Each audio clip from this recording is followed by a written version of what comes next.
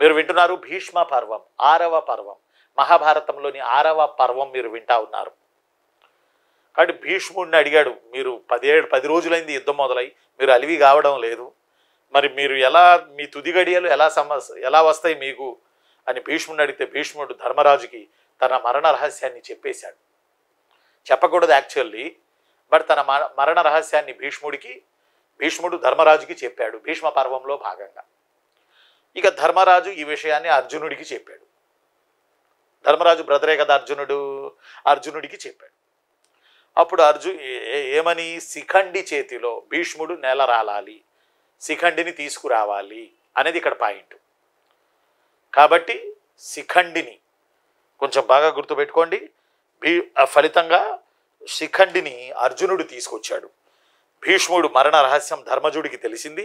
ఫలితంగా అర్జునుడు శిఖండితో 10వ రోజు యుద్ధానికి వచ్చాడు.